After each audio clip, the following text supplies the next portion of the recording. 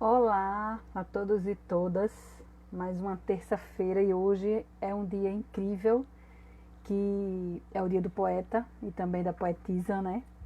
Para a gente deixar de ser um pouquinho machista, vamos dizer assim. E aí, hoje a gente tem uma figura incrível, que é Érica Montenegro, é uma conterrânea aqui, é uma figura que está fazendo um trabalho que vem fazendo já há muitos anos, né? Um trabalho lindo na biblioteca. E por ela ser mediadora de leitura, por Érica ser brinquedista, por Érica ser escritora, cordelista, né, autora de livros de literatura e de folhetos em cordel, né? Oi, Fafá, tudo bom, querida? A gente combinou de hoje termos essa conversa aqui, né? Porque além de tudo isso, Érica também é contadora de histórias, né? Foi formada pelo Grupo Zumbaiá, formadora também de contadores de histórias, né? Pela Encanto do Conto, mediação de leitura e contação de histórias, né? E ela também é conselheira, né, da Associação Empreendeler, né, Empreendedorismo Juvenil e Contação de Histórias. Trabalha em bibliotecas, né, na biblioteca, numa biblioteca de uma escola pública, aqui em Recife. Ela tem também pós-graduação em literatura infantil e mestrado em ciência da linguagem. Além disso, ela é professora convidada de pós-graduação, né, em literatura infantil pela Fafiri. E aí, Érica tem muita coisa bacana, porque além disso tudo, ela é cordelista.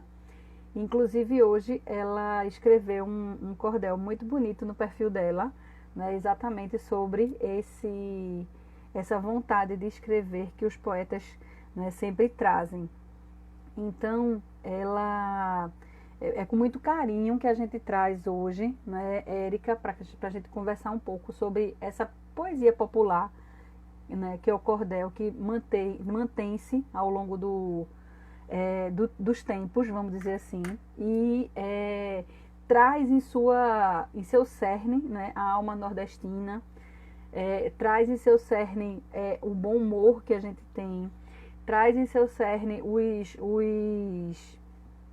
os elementos da nossa vivência diária, né? E eu acho que é por tudo isso que Érica é tão apaixonada pelo cordel, né? Assim como outras mulheres, né, são também, né?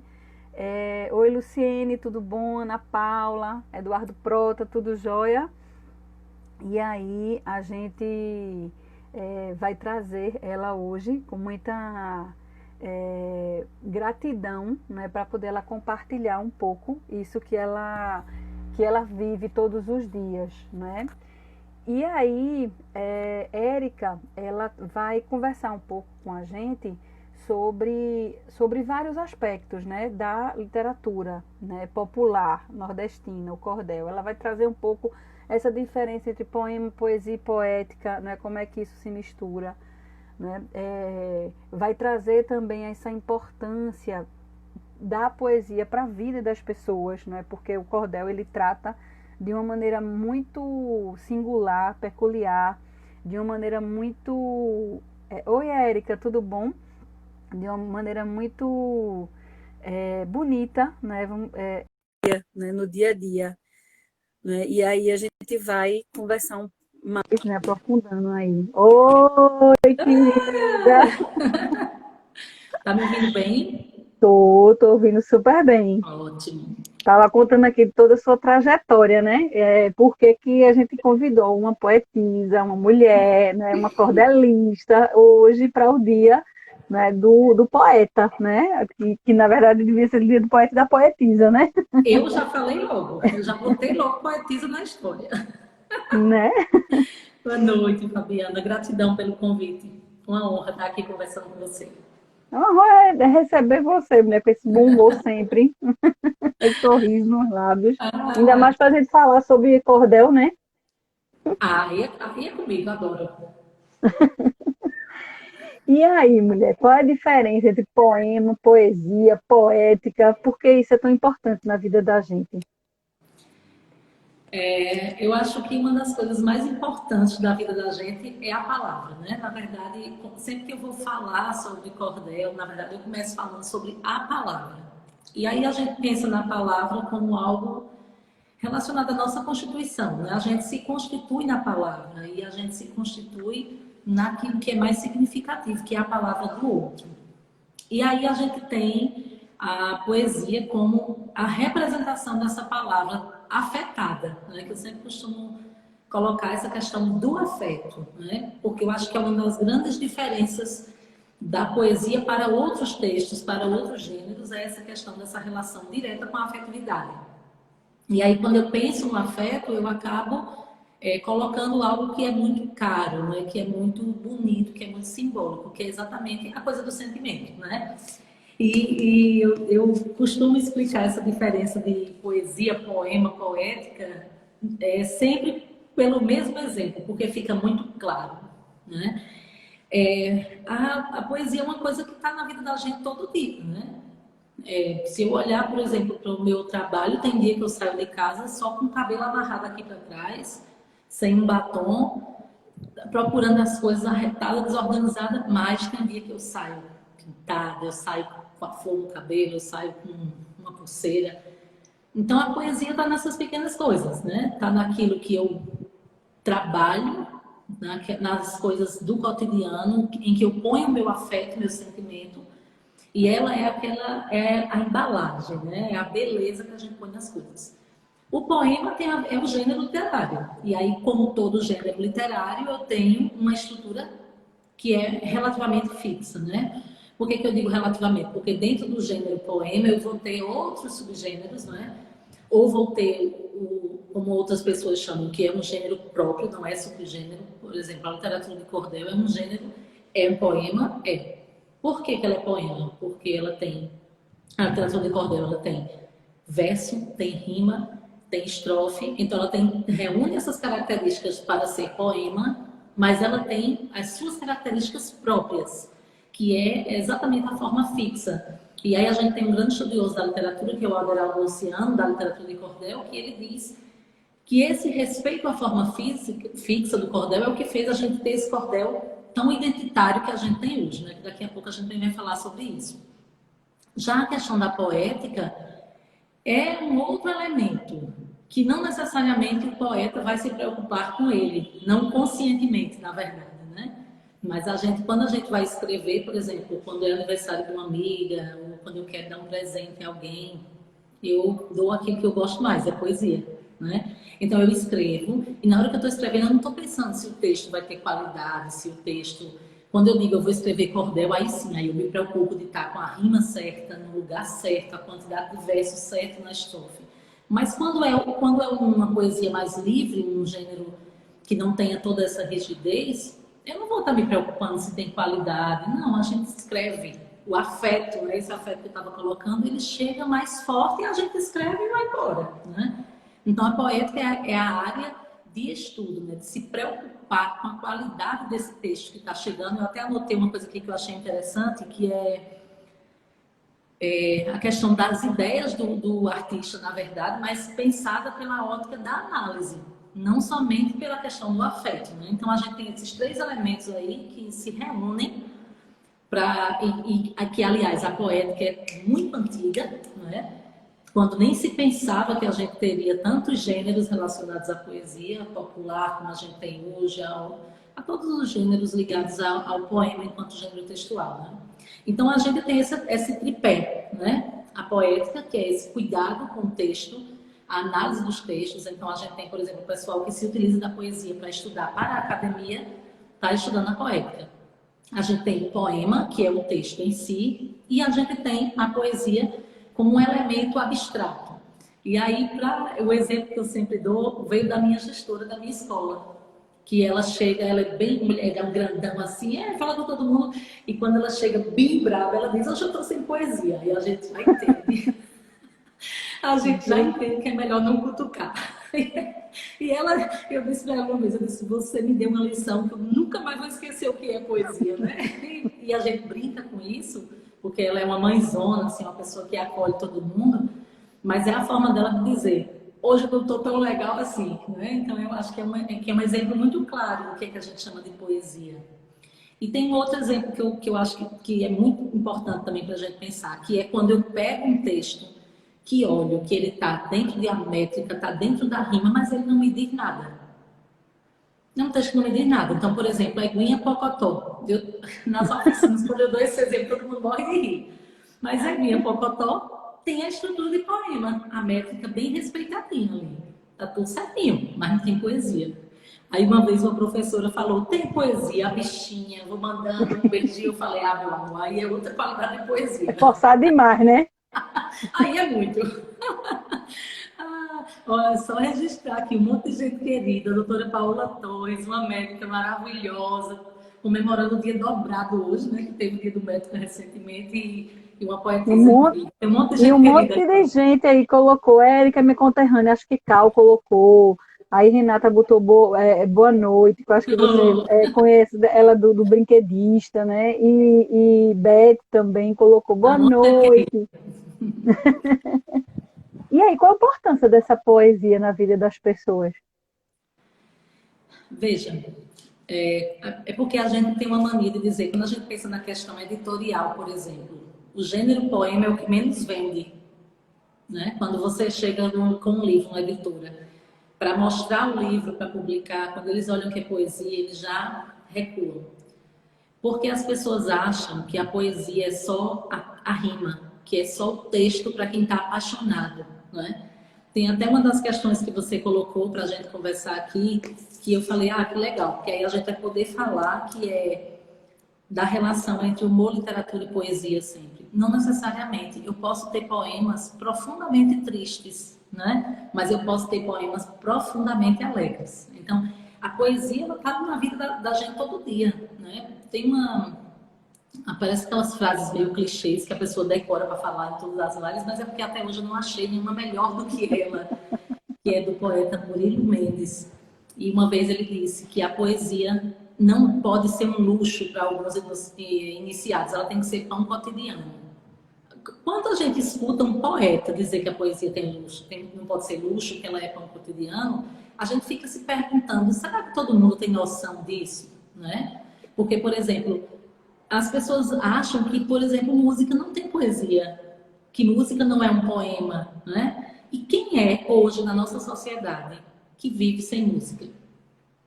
Praticamente ninguém. Porque se eu não estou ouvindo os cantores da moda, por exemplo, se eu for para uma festa hoje, eu sou toda deslocada, porque eu não escuto esses sertanejos aí da moda, assim, toda destreinada, eu não escuto ninguém. Mas se tiver um show de Roberto Carlos, eu vou saber cantar todas. Então, tanto esses cantores de agora, quanto Roberto Carlos, quanto Elvis Presley, como Michael Jackson, quanto Luiz Gonzaga, todos eles alimentaram a gente de poesia. Né? E esse alimento, por que a gente chama de alimento? Porque vai constituindo a gente, né? Vai alimentando as nossas relações. O jovem, por exemplo, se aproxima um do outro por causa da música, né? Por causa da poesia. Então, a poesia ela é constitutiva. Né? Tá aí Betty Cruz, uma incrível, uma poetisa incrível, né? Que faz textos lindos sobre tudo que ela quiser. O que ela quiser, qualquer tema que ela quiser falar, ela vai conseguir falar. Né? Então, a poesia ela está nesse lugar de base da vida das pessoas. E aí, quando eu estou trabalhando com as crianças, eu percebo que as crianças elas dão muito mais valor do que os adultos à poesia. Porque a criança está no espírito do brincar, da rima, né? Ela está na musicalidade. E aí, grosso modo, as pessoas chamam o poema de poesia. Por isso que eu estou aqui também me referindo desse modo, né?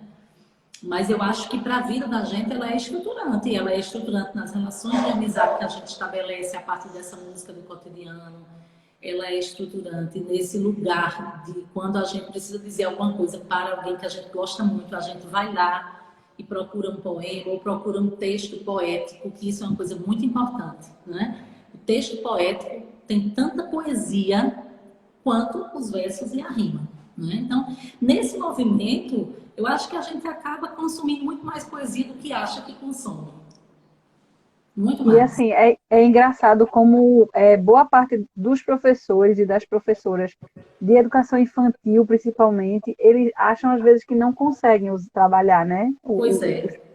Eu acho tão engraçado, né? Porque é exatamente o inverso, né? Tá tão presente e a gente não Total. consegue, E os né? gêneros da tradição oral, né, Fabiana? Quando a gente olha para os gêneros da tradição oral, a gente vê a poesia ali marcada, porque você não precisa de lógica, né? Você não precisa de lógica. Na poesia você não precisa de lógica. Quando a gente pega, hoje é domingo, pede cachimbo é de ouro, bate no touro, a gente tem a rima, a gente tem a musicalidade que é dada pela própria métrica, a gente tem aproximação com o brincar, e aí você vem com as parlendas, você tem as cantigas populares, você tem Lenga-lengas. os lenga-lengas, os limericks, né, que a Tatiana Belli que acabou trazendo isso, os brincos de modo geral, né, como a gente vê, por exemplo, no trabalho da Letícia Gomes, como a gente vê no trabalho da própria Tatiana Belin. Então você vê que tem um universo que é do brincar, e a poesia ela traz isso. Então, eu lembro que quando eu era professora de educação infantil, eu tinha duas caixinhas no meu armário. Eu fui professora de educação infantil muitos anos. Eu sou de Campina Grande, eu estou aqui agora, inclusive, em Campina Grande. E aqui eu trabalhava numa escola que eu tinha crianças de 3 anos na minha turma. E eu tinha uma caixinha que eu chamava de caixinha de música. Não era uma caixinha de música, era uma caixa de papel com um monte de cartõezinhos dentro. E era o nome das músicas. E a gente tirava e cantava, né? Como se fosse sortear. A gente tirava e cantava. E também tinha uma fita cassete. Meu Deus, né? E nessa fita cassete, de um lado, né? Eu não me lembro se era de um lado ou do outro, acho que era de um lado e do outro que virava. Auto reverse, já era o auto reverse, mulher. Não Uma bota coisa tão para assim. trás, não. Eu acho que era, eu acho que tinha um reverso já que já. Mas eu lembro que tinha uma parte que era de música, né? E a outra parte era de histórias. E quando eu botava as histórias, as crianças diziam: não vai ter música, não? Aí eu botava de música, né? Então, esse movimento, ele é claro que é constitutivo da gente, né? Em Pernambuco, uma coisa que me chamou muito a atenção quando eu cheguei em Pernambuco foi como a música agrega, né? Como a poesia popular dessas manifestações todas agrega as pessoas. E um dos momentos mais lindos que eu vivi aí foi uma roda de coco. Ver uma roda de coco é muito poético, né? Então, eu acho que esse processo, né? A poesia não vai para a vida das pessoas por obrigação, porque eu tenho uma grande amiga que ela diz: eu não gosto de poesia porque eu não entendo poesia. Aí eu sempre digo para ela: porque você Mas não está é se pra... preocupando em entender. Não é para entender, não é? Não é para entender, é para você ouvir, é para você pensar se aquilo lhe afeta ou não. Eu acho que esse é o movimento, né? De você sentir, de você descobrir que gênero poético você gosta também. Eu sempre falava para as minhas alunas, quando eu era professora de literatura, que você também precisa descobrir o que é que você gosta. Porque às vezes a gente. Manuel de Barros, por exemplo, é um poeta que muita gente ama, mas muita gente não ama. E eu acho que Manuel de Barros é meio isso: ou você ama ou você não ama. Né? Não tem Eu meio termo. adoro Manuel de Barros. Eu acho Eu Manuel de também. Barros um. Ave Eu Maria. também, olha, Me emociono com ele. tem um livro dele, eu acho que é a Arquitetura do Silêncio, que ele, o projeto gráfico é incrível, que ele abre dobrado assim, você abre de um lado uma imagem, do outro lado está um poema. Eu sou louca por ele, eu tenho uma amiga que detesta, e aí eu sempre digo: sai de Manuel e vá para outro poeta, porque você vai É, gostar. Né? A poesia ela é tão divina que a gente vai ter muitas manifestações de poesia, a gente vai ter muita coisa para a gente experimentar, para a gente degustar, antes de dizer que não gosta, né? E aí, de vez em quando, eu faço um cordelzinho e mando para ela. Aí ela bota: desse eu gostei. o de hoje que você publicou mesmo foi lindo. Que eu vou das carreiras hoje. Eu disse: meu Deus, dia do poeta. Eu até separei ele aqui, porque se der tempo a gente lê no final. Mas eu Lê, mulher, tão lindo ele. Achei tão bonito. lê agora. Eu Lê. anotei aqui, né? Porque tem uma coisa também que é engraçado, que as pessoas acham que todo mundo que gosta de poesia tem que saber declamar poesia. É equívoco, minha gente. Eu leio poesia, eu escrevo poesia, mas eu não declamo, porque eu não decoro, né? Duas. Então, e eu acho que eu fui uma das primeiras pessoas, assim, entre os cordelistas, por exemplo. Eu sou uma das poucas pessoas que não declamam. E durante muito tempo eu parei de escrever, eu parei de me apresentar com cordel durante muito tempo, acho que uns 5 anos pelo menos, porque eu não declamava. Até eu Achava que entender, tinha que declamar, né? eu achava, não era só de achar, assim, eu tinha uma dívida comigo com aquilo ali, porque eu dizia, poxa, eu vou para os recitais com os meninos, eles declamam, eles escrevem, tem umas que até canta e eu aqui não sei fazer nada com a minha poesia.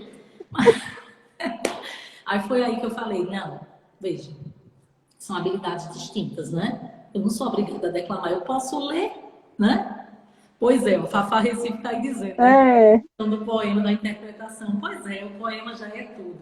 Aí, para comemorar esse dia de hoje, eu escrevi, eu separei outras poesias também, separei os cordéis aqui para a gente ver, porque eu acho que a gente precisa desmistificar essa ideia de que a poesia é uma coisa engessada, né? Se a gente desengessa, a gente amplia, espalha muito. flui, né? Flui. Pois é, flui. E assim, para mim, agora na pandemia, eu escrevi muito poema, porque aquele dia que eu acordava angustiada, aquele dia que eu estava sem paciência com a minha filha, aquele dia que eu estava chateada, eu fui escrevendo, eu transformei tudo aquilo em palavra, né? Mas para celebrar o dia de hoje, eu escrevi assim: escrevo porque meus versos sustentam a minha cabeça, elevam a minha alma, previnem que eu me entristeça, acalmam meu coração, equilibrando a emoção e fazem que eu me reconheça. Minha palavra é poesia, é sonho e também canção. Meu verso é o meu dizer, de sentimento é lição. No poema eu me entrego, melhor que gente, eu não nego, é o poema do coração. Então, para a gente celebrar esse dia, né? Que, aliás, eu me senti honradíssima de celebrar esse dia conversando com vocês aqui. Acho que foi um presente das deusas Ah, da do poesia. presente é da gente te escutar, mulher.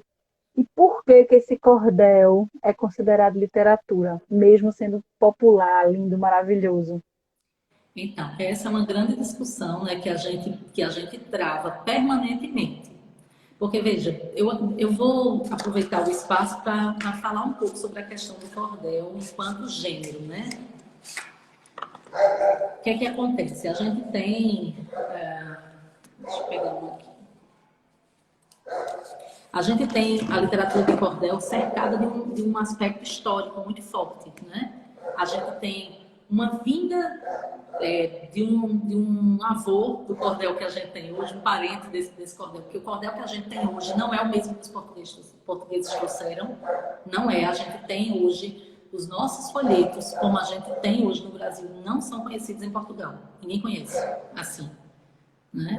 Quando eles chegam aqui, eles encontram, reconhecem a questão do formato, né? Por exemplo, existem muitos tipos de folhetos, mas não é igual. O nosso cordel brasileiro ele foi idealizado pelo Leandro Gomes de Barros. E foi o Leandro quem trouxe esse movimento de produzir essa estrutura com a xilogravura na capa. Né? Então, a gente tem aqui um suporte do gênero textual cordel. Esse é um suporte. E é também o gênero quando a gente pensa nessa relação, né?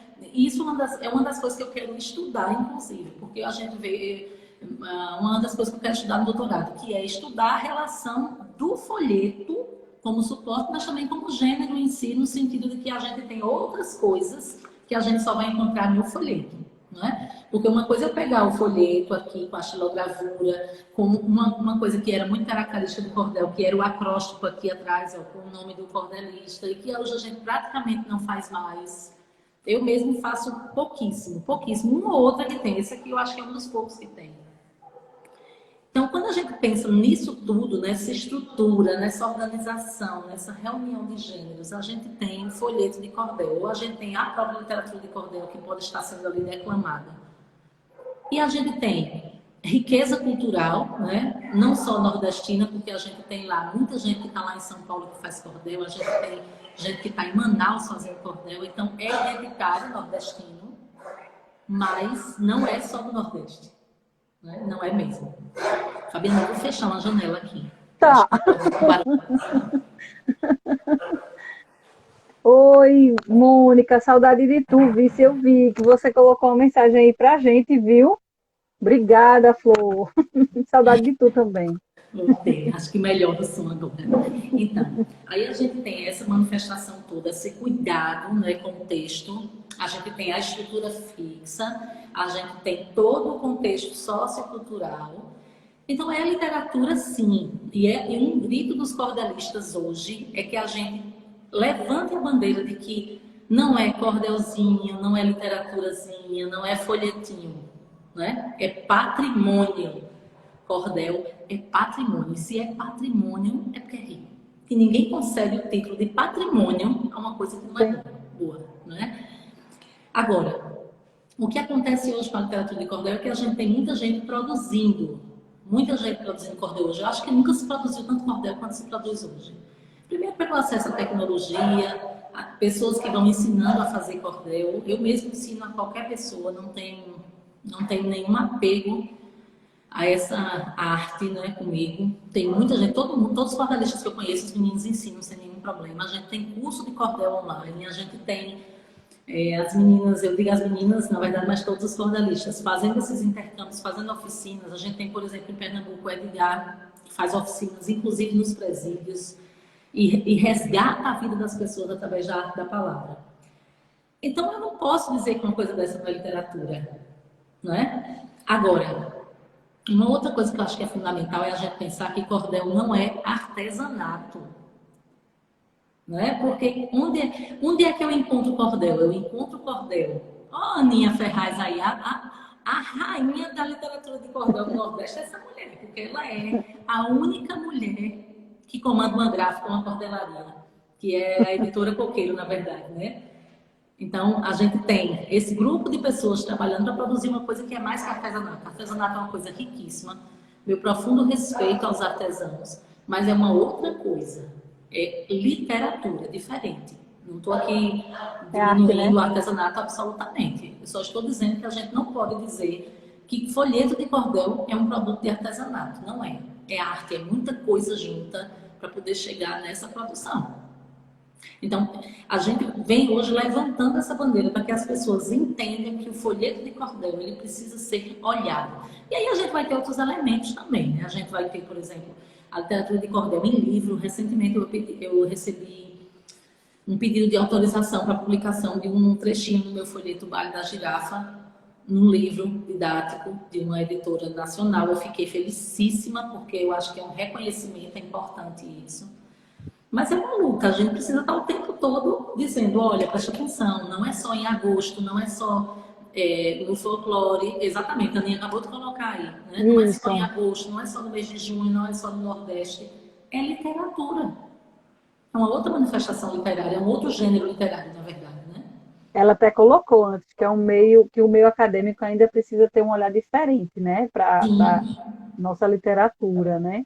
Agora, veja, eu terminei mestrado há 10 anos. Naquela época, eu tive muita dificuldade de achar literatura de cordel, de achar, inclusive, referências para estudar literatura de cordel. Mas o meu estudo não era sobre cordel especificamente, era sobre produção de texto a partir de cordéis. Hoje eu vejo que tem muita gente estudando cordel, mas às vezes a perspectiva é a mesma. É dizer o que é o folheto, né? Mas essa riqueza, essa poética, que foi a primeira coisa que a gente conversou, né? Não é uma coisa tão simples, né? Quanto parece. Então a academia ela precisa realmente entender que é um trabalho que se tem para produzir um soneto, uma cestilha, uma setilha, uma quadra, uma décima. Tudo isso compõe um movimento literário, não é qualquer coisa, né?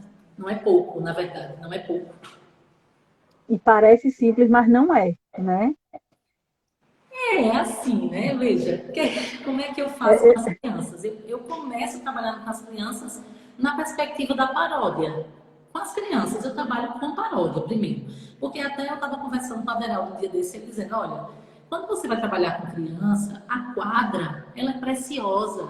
Porque é pequenininho, a criança entende, ela consegue declamar.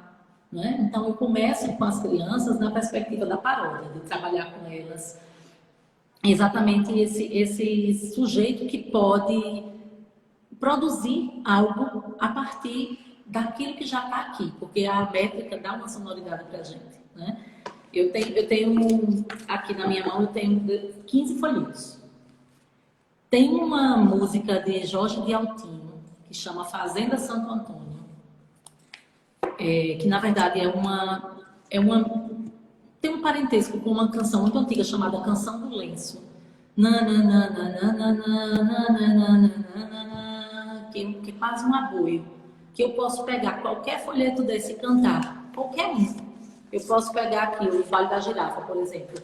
A girafa, nossa amiga, resolveu um baile dar, reunir todos os bichos para então comemorar. Era seu aniversário, ela ia se esbaldar. O Vale da Girafa. Aí eu posso pegar lá alimentação saudável. Cuidar da alimentação é cuidar da própria vida, é pensar em sua saúde já vê-la garantida para ter sucesso sempre. Essa é a grande saída. Exatamente, tipo toada, tipo aboio, que são coisas que não são de agora, que são, ó, né? Aí o que eu faço com as crianças? Eu trabalho nessa perspectiva de produzir com isso. Ou com batatinha quando nasce, esparrama pelo chão. Porque não dá para dizer espalha-rama, não. Tem que dizer esparrama, senão sai ética. Se eu for dizer espalha-rama pelo chão, vai dar um pé quebrado aqui de 8 sílabas. Pô, é esparrama mesmo. A gente já diz esparrama, né? Agora, eu não posso tratar cordel como paródia. Cordel é cordel, paródia é paródia. Mas quando eu vou produzir com as crianças, que eu começo com a paródia, eu aproximo as crianças, né? A minha filha tem 5 anos. Quando eu vou ler cordel para ela, não quer, porque ela disse que não tem desenho. É isso, menina. Como assim? Aí eu começo a dizer, não, eu vou lhe contar uma história. Aí quando eu começo a falar dos versos, aí ela diz, mas isso é cordel, porque tem rima. Veja. Então tem isso também, a coisa da imagem, de que quando a gente traz o folheto, às vezes a imagem faz falta para a criança, porque a criança ainda não está nesse processo de abstração que nós estamos. Quando a gente chega com a música, né, aí a palavra vai convocando, a música vai convocando e a criança vai entrando nesse universo. Então, eu cada vez tenho tido um pouco mais de cuidado com as imagens que eu ponho na frente dos meus folhetos. Eu estou agora numa vibe de só botar xilogravura. Hoje eu conheço um monte de xilogravuristas, eu estou dando xilogravura em todas, né? Porque aí as crianças começam a ver. Então, né? Você tem um universo da infância, diferente de quando a gente tem uma foto, por exemplo. E até quando é um desenho também, um desenho mais, né? Um desenho mais... não digo infantil, né? Mas um desenho que elas possam se olhar, né? Possam se olhar e possam se ver também. Eu falo muito, né, Fabiana? Tu vai me controlar. Nada, mulher. Tem um monte de comentário que eu achei bacana. Ó. Você ali colocou que o folheto pode ser montado artesanalmente, mas não deve desmerecer, né, a riqueza do gênero. Sim, sim. Aninha falou de novo, dizendo que o leitor de cordel também mudou nesse tempo. Talvez isso tenha mudado, né, provocado muitas mudanças do respeito, a sensibilidade. Aí disse que você é uma lenteza, minha amiga, orgulho de tu, ela tá botando aqui. E Meire colocou Quem tem uma dizendo... madrinha dessa, né? Quem tem uma madrinha Não, dessa vai fazer feio. E aí, Meire está dizendo que a música faz as crianças irem também para o imaginário, né? O que facilita, né? Assim, para essa aproximação, para essa brincadeira, para essa oralidade, para essa toada, para o aboio, né? Ó, E pirulito e aí, bate-bate, por exemplo. Pirulito e bate-bate. Dá para fazer cordel com eles. Né? Eu brinco muito com eles. Nesse meu folheto aqui, o Gato Sumiu, que é uma quadra pequenininho, eu faço com eles e a gente depois vai produzindo mais, né? Testemunhei uma história, vou agora lhes contar, de um gatinho muito esperto que um passeio foi dar. Pronto, quadra, acabou, né? Aí adoro quadra. eles conseguem produzir, aí a gente vai localizar onde é que está a métrica, como é que a gente faz a métrica? É a rima, porque a criança não tem ainda a condição de contar a sílaba poética, né? A criança não tem condição. Eu lembro que quando a Lúcia Costa Carvalho, que é uma grande cordelista de Pernambuco, me ensinou, foi ela que me ensinou a fazer cordel, quando ela me ensinou, eu fiquei um tempão com a cabeça do dedo doendo, porque eu ficava na mesa assim, ó, contando as sílabas poéticas, até eu entender que eu podia contar sem estar machucando. Que doidinha. Eu digitava, tocando na mesa, assim, depois é que eu ia para o computador, né? A criança ela não consegue fazer isso, porque até ela conseguir entender a métrica, às vezes ela já perdeu o fio da meada. E do meu lugar de professora, eu sempre penso que é importante que a gente faça essa transposição didática, essa aproximação. Agora, quando eu pego as minhas alunas velhas, grandes já, que eram as velhas, eu não ensino com paródia não, viu? E elas ficam brincando. Hoje, professor, a gente não pode nem fazer uma paródia, tem que botar no Não. deve, né? Bota no deve. Porque a gente precisa começar a entender essa genialidade. Porque, por exemplo, quando você faz paródia, você não escreve setilha. Porque a setilha vai ter um verso a mais, aí você vai ter que esticar, né? Então é melhor aprender o gênero corretamente. E qual a relevância desse cordel para a nossa identidade? Pois é, isso eu acho que é uma das perguntas que a gente mais se depara quando a gente pensa nessa relação literatura de cordel Nordeste, né? Há alguns anos eu fui a Campinas para um congresso, acho que 2002, se não me engano, por aí. E 2012, aliás. E eu estava sentada no congresso e fiquei escutando. Daqui a pouco eu ouvi violeiro. Aí eu falei para o meu marido, eu estou ouvindo repente. Ele disse, tu está em São Paulo, aqui não tem repente. Eu disse, então, escute. A gente ficou ouvindo. Abra os ouvidos, né? E fecha os olhos. Porque convoca a gente, né? O William Vassi, ele fala disso, que a palavra convoca a gente. Parece que vai lá dentro do seu ouvido e puxa assim, ó, né? Aí daqui a pouco eu saí, fui lá fora, aí o som aumentou. Aí chamei ele veio. Eu disse, tem cordel aqui, porque onde tem repente tem cordel. Aí estavam os meninos da caravana do cordel, que na época eu não vi lá nenhuma mulher, né? Ah, minha filha, eu não voltei mais para o congresso nesse dia. Não voltei mais para o congresso. Me sentei, aí foi quando eu conheci Varnesi, João Gomes de Sá, os meninos de lá, que eu não lembro dos outros, mas era muita gente. Se eu não me engano, até Marco Aurélio estava, não tenho certeza. Assim, tenho uma lembrança muito vaga disso, mas João Gomes de Sá e Varnesi, Nascimento, eu me lembro muito bem. E troquei cordel, vendi cordel, peguei cordel. Olha, foi aquela farra, repentista, violeira, eu não voltei mais para o congresso. Por quê? Porque aquilo que mora em mim de identidade, e que é forte, a minha identidade nordestina é muito forte, estava ali. Eu estando a muitos 1000 quilômetros de distância, né? Estava ali, me chamando. Então, eu acho que essa relação com a gente vem do reconhecimento. Primeiro, da voz. Nós falamos metrificado, ó. Nós falamos metrificado. Quase que é 7 sílabas poéticas o tempo todo. A gente fala muito metrificado. Se a gente ficar contando, né? A gente tem aqui São José do Egito, que o pessoal fala até a hora. Quando você pergunta, o pessoal dá a hora rimada. Crianças. E o que é isso? Isso é a linguagem, isso é o poder da língua portuguesa convocando a gente, né? A gente é submetido a essa língua.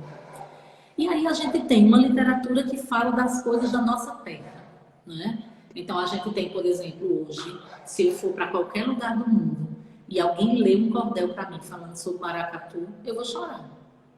Porque aquilo me emociona demais, né? Quando a gente pega, por exemplo, muitos livros literários que têm rimas, mesmo que não esteja falando de Nordeste, mas que tem a rima, a gente já entra naquela pegada. Então, isso é identitário, não é só pela rima, não é só pelo verso, não é só pela xilogravura, mas é por todo esse conjunto, esse universo que se forma num folheto, né? Pois é, o pessoal está colocando a questão da linguística de cada lugar. Exatamente. O pessoal, cada lugar tem sua riqueza, né? Quando eu venho para cá hoje, para Campina Grande, às vezes as pessoas dizem assim, tu tá falando igual o povo de Pernambuco. Eu digo porque eu estou lá há 16 anos, não tem como não falar igual. Né? Somente. Não é? Pois é, então esse lugar de fala, que é do lugar da gente, eu estou aqui coladinho com Pernambuco, mas falo de outro jeito. Né? No interior de São Paulo a gente vê muito isso, cada cidade tem o seu modo de falar, essa variedade linguística. Então, uma variedade linguística mais arrastada me convoca, porque é o jeito que eu falo. Né? E se eu tenho, por exemplo, temas ligados ao nordestino, por exemplo, a seca, né? O calor, porque eu posso não ter vivido a seca, mas os meus compatriotas, os meus pares viveram, então aquilo também me convoca. Né? E na época eu estava... Tá na pele, né? Tá, e é muito forte isso, né? Olha, Asa Branca, por mais que a gente saiba de todos os contextos das músicas, mas quando eu escuto aquilo ali, olha, maracatu, se eu escutar um maracatu, eu me arrepio, porque eu me lembro da primeira vez que eu vi um maracatu e eu chorei. Vai na medula. Pois é. Pois é, isso mesmo. Né? Então, eu acho que a gente pensa na literatura de cordel estar para o Nordeste como um elemento, como uma marca identitária mesmo. Né? E aí, quando eu fui qualificar a minha dissertação, eu sempre falo sobre essa história porque foi uma coisa que me marcou muito. Um dos professores que estava na minha banca, ele falou: como é que você vai trabalhar com crianças da cidade, elementos da literatura de cordel? E eu não entendi o que ele estava querendo dizer. Aí eu disse: como assim? Ele disse: as crianças da cidade não conhecem os elementos da literatura de cordel, mas porque ele era estrangeiro e ele não sabia que eu escrevo cordel de tudo que eu quiser, né? Eu escrevo cordel sobre tudo que eu quiser. Essa história aqui é a história real do desaparecimento do meu gato. É a história real. O gato sumiu, a rua inteira procurou. Quando ele apareceu, eu transformei em cordel e distribuí para os vizinhos todinho. Né? Mas eu tenho alimentação para falar de comida para as crianças quererem comer. Eu tenho anos 80, coisas da nossa infância. Quer dizer, não tem temática. A temática nordestina é uma ilusão que a gente só vai ter coisa do cordel do Nordeste. Não. A gente tem a temática do cordel, ela é livre. Cordel é uma obra aberta. E como obra aberta, eu posso falar sobre qualquer assunto. A gente tem cordel do coronavírus, a gente tem cordel de dengue, a gente tem cordel de AIDS, a gente tem cordel que fala sobre a morte de Saddam Hussein, sobre a morte de Isabela Nardoni, a gente tem cordel que fala sobre as crianças siamesas, a gente tem cordel sobre tudo. Até Né? Shallow Now. Oi? Eu li um de sobre Shallow Now. Pois Aquela é, a gente tem música. sobre tudo. As pessoas escrevem sobre tudo, porque metrificou, rimou. Aí a gente tem uma questão também, que quando eu vou fazer as oficinas, eu sempre coloco para as pessoas, que é a manutenção da oração, não é? Porque eu acho que a maior dificuldade das pessoas escrever cordel não é metrificar e não é rimar, não. Você tem uma oração, você tem uma linearidade de um texto que precisa obedecer a uma linha de raciocínio. E é aí que muita gente se perde, né? Existe uma engrenagem, uma estrofe vai puxando a outra e eu tenho que fazer isso que parece ser instintivo, mas nem sempre é. Nem sempre a gente consegue fazer tão rápido assim, né? Eu tenho textos de cordel no meu computador que eu preciso voltar e ler e tentar terminar, porque parou em algum lugar ali. Né? Então, é muito comum isso. Depurar ele, né? Ele Sim, amadurece, né? amadurece, inclusive depois que a gente publica em folheto, que uma coisa que eu acho muito legal do folheto é isso, você publica em folheto. Geralmente eu faço de 200, 300, dependendo de como eu me organizo para isso. E recentemente eu fiz revisão dos meus folhetos. Então eu posso publicar tudo de novo, eu posso mexer no texto, né? Porque a gente tem um movimento da palavra ali, que no folheto é mais fácil de ser feito. Né? Eu adoro folheto por isso. Fafá estava dizendo que ia a São José do Egito se deparar com aulas poéticas nas ruas. Total. Eu nunca fui, mas eu já li, já vi vários vídeos. Sou doida para ir, São José. Sou doida para ir, porque eu acho que deve ser assim, cordel na veia, né? E aí, no cordel, há sempre essa relação entre humor, literatura e poesia? Nem sempre, né? Exatamente Nem por sempre, conta né? dessa liberdade que a gente tem da produção do texto para o cordel, né? Então, por exemplo, deixa eu ver um aqui dos meus. Um tá aqui que eu amassei a capa do coitado. Esse aqui, ó, Hermenegildo de Telésfora. Quando eu escrevi esse folheto, eu escrevi porque eu recebi um e-mail contando, no tempo que a gente não tinha WhatsApp, essas coisas que a gente recebe hoje pelo WhatsApp e por e-mail, né? A gente não sou tão antiga assim. Minha filha uma vez disse: mamãe, você é do tempo das cavernas? Eu disse: mulher, um pouquinho mais pra cá. Pouquinho Porque, só. porque eu estava contando a ela de como a gente fazia tarefa para as crianças do mimeógrafo, né? Que uma O vez cheiro de eu disse: álcool roxo. total, quer dizer, isso não é tão antigo assim. Mas você é do tempo das cavernas? Eu digo: não, menos. É Quando eu quando eu digo a escrevi meus esse filhos que eu, aqui, que eu, que eu comecei conhecendo fita magnética no computador, eles ficam olhando assim para mim, como quem diz, o que é que é isso? isso? E a fita deste tamanho, você tem que, né, encaixar ali. E outra coisa, a coisa da máquina de escrever, né? Todo esse romantismo aí que a gente também tinha. Eu imagino que era você escrever um cordel antigamente na a máquina. O desafio, né, para os cordelistas mais antigos. Porque a gente hoje pesquisa, a gente tem dicionário de rima, a gente pesquisa dicionário de rima. Tem muita Fácil, gente que né? ainda faz sem, mas eu não tenho problema nenhum em admitir que de vez em quando eu vou lá e procuro uma rima ali. Porque um folheto de 32 páginas É muito difícil de você fazer uma tacada só assim, se você não conta com essa ajuda da tecnologia também, né?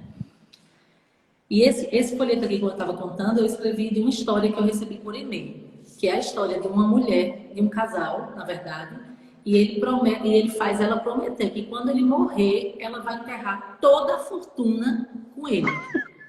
Certo? Aí eu procurei um nome, aí minha amiga, a gente conversando, minha amiga, não, porque minha avó se chamava Telésfora. Eu falei, tá aí o nome da mulher do meu cordel, né? E eu fui colocando as coisas e ele ficou um cordel engraçado. Mas eu tenho um cordel que é esse aqui, ó, racismo não tá com nada.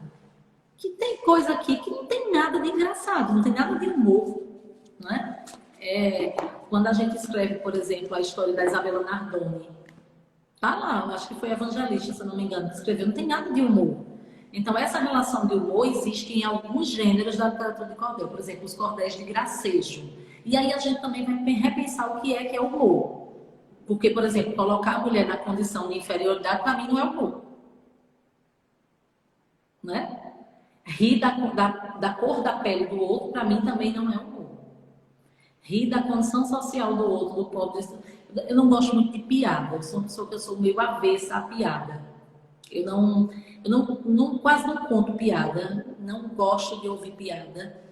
E eu não escrevo piada nos meus textos. Eu não escrevo. Eu tenho muito cuidado na minha escrita, porque eu quero que a minha escrita entre nos ouvidos de uma criança de 6 meses até alguém de 100 anos. Então, eu tenho muito cuidado com isso.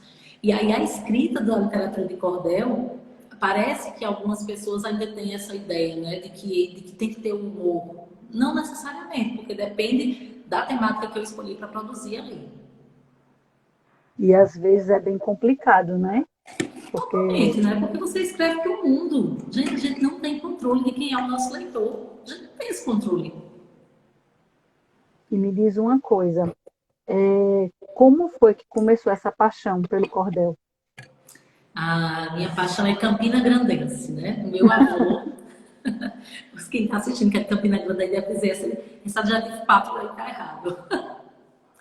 Aqui eu chamo Campinense, mas Campinense é o nome do time adversário do meu, então eu não digo que eu sou campinense, digo que eu sou Campina Grandense. Eu e Gessia Quirinho. E meu avô gostava muito de cordel. Meu avô era vendedor de papelão. Meu avô recolhia papelão e ele vinha nas casas das pessoas, nossos vizinhos, a gente juntava lá em casa. E a gente pegava aquele papelão, molhava. Então eu tenho na minha memória, eu ainda escrevo uma história sobre isso, porque é uma coisa que eu tenho com muita doçura, do meu avô materno, colocando papelão. A gente jogava água em cima, ele botava outra, a gente jogava água, né? E a gente tinha um cuidado de escutar o meu avô, né? E aí, o que é que acontecia? O vovô vinha com um folhetinho de cordel dobrado aqui no bolso. Eu não me lembro do meu avô lendo cordel. Veja como é engraçado isso. Mas eu me lembro do folheto no bolso dele. E eu me lembro que... Então, eu sabia que ele gostava. E ele gostava de contar história também. Então, quando eu fui me dando conta, né, de que ele gostava daquilo, que eu entendi o que era cordel, aí eu conheci Lúcia numa viagem de ônibus que a gente fez para fazer uma formação no interior. Eu conheci Lúcia e falei, aí ela me deu o cordel dela, o trem de forró. Eu falei, Lúcia, me ensina a fazer isso, meu avô é louco por esses folhetos. Aí ela disse, não tem o que fazer. Aí começou a história de contar nos dedos. E eu só olhando aqui para ele pensando, meu Deus, isso é muito difícil, né? Mas eu vou fazer, porque eu queria dar presente ao meu avô. Aí eu cheguei em casa, escrevi. Olhei o de Lúcia, era olhando o de Lúcia, escrevendo o meu. Aí o aniversário de 85 anos do meu avô. De 80 anos, aliás.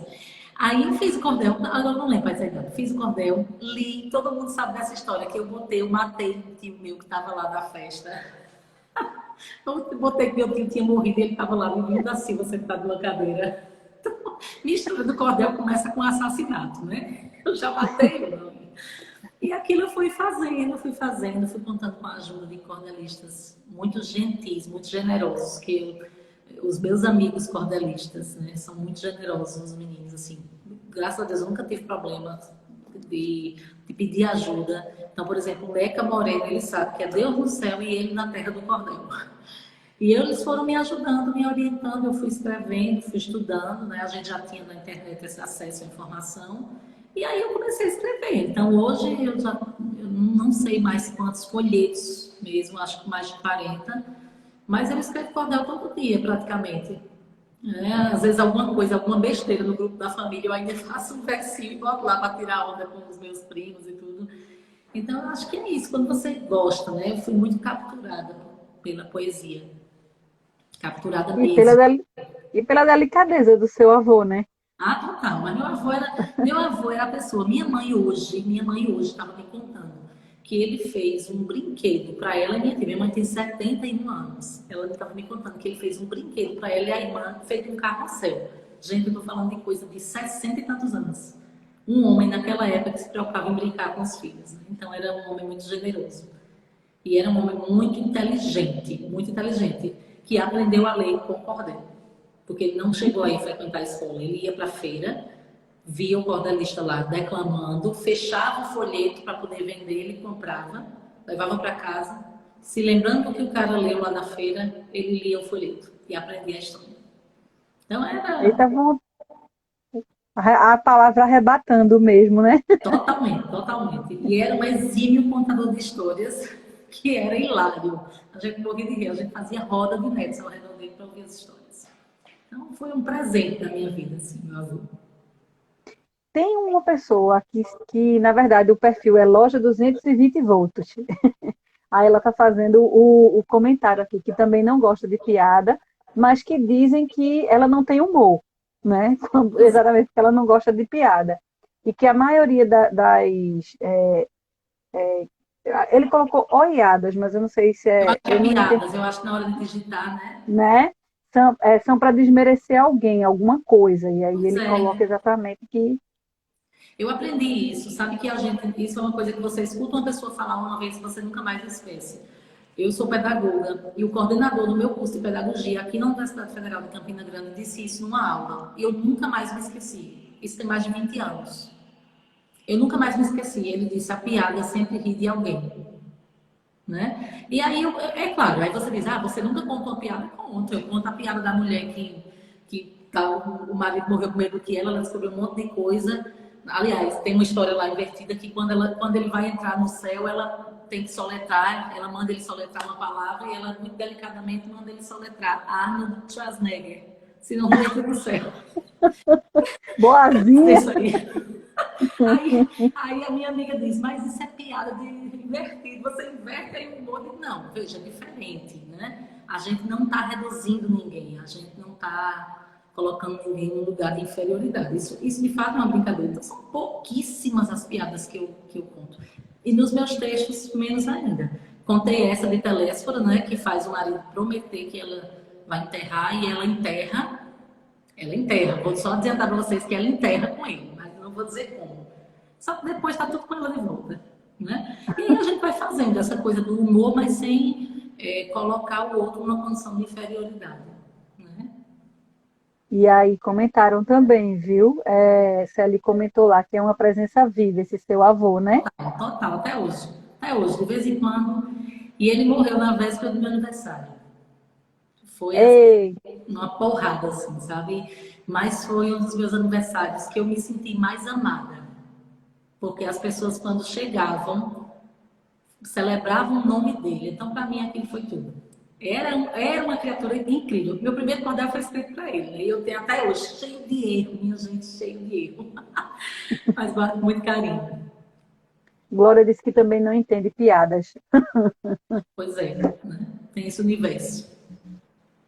Érica, o que você diria para as pessoas, para elas viverem, conviverem, né, com a poesia, com o cordel? Que sugestão você daria para elas?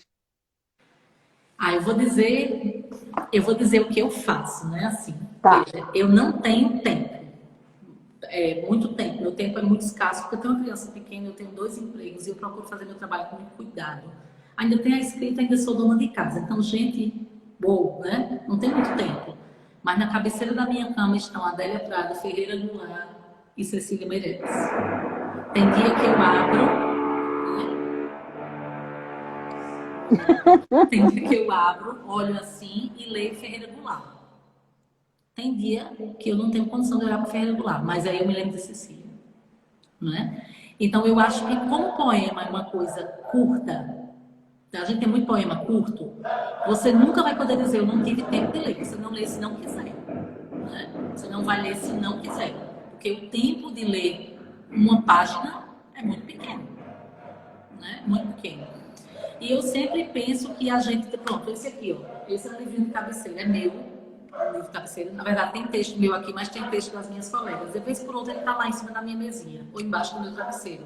Eu puxo aqui, ó, abro, olho, e pronto. Eu tenho um poema aqui de 3 estrofes. Eu não posso dizer que eu não leio porque eu não tenho tempo, né? Então, leio muita literatura infantil, com poesia, eu gosto muito do gênero poesia. Então, eu tenho Elias José, eu tenho José de Nicola. Então, tem Adoro. dia que eu leio um livro todo, tem dia que eu leio só um trechinho, né? Agora, ir dormir sem ler não dá, porque aí eu nem durmo.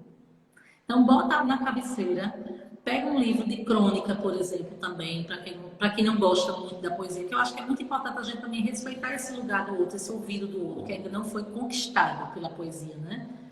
Então, eu sempre digo que não gosta de poesia, eu digo, toma um café comigo, que eu vou fazer você gostar, né? Então, bota lá um livro de trechos curtos. A gente não é obrigado a ler Crime e Castigo com 470 páginas, não. A gente pode ler trechos curtinhos, né? Mesmo na vida corrida. Então, eu vou tomar um café com um amigo, vai um livro na minha bolsa. Se ele vacilar, faltar assunto, eu abro o livro e leio.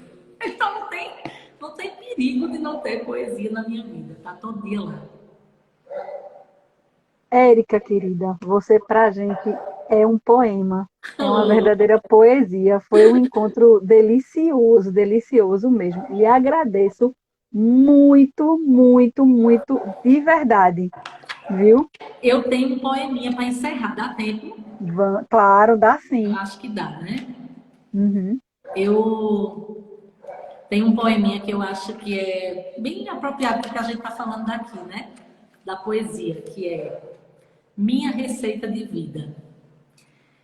Uma receita de vida pediram para eu falar. Poesia de manhã, no almoço e no jantar. E eis ainda umas coisinhas que eu posso aqui lhe passar.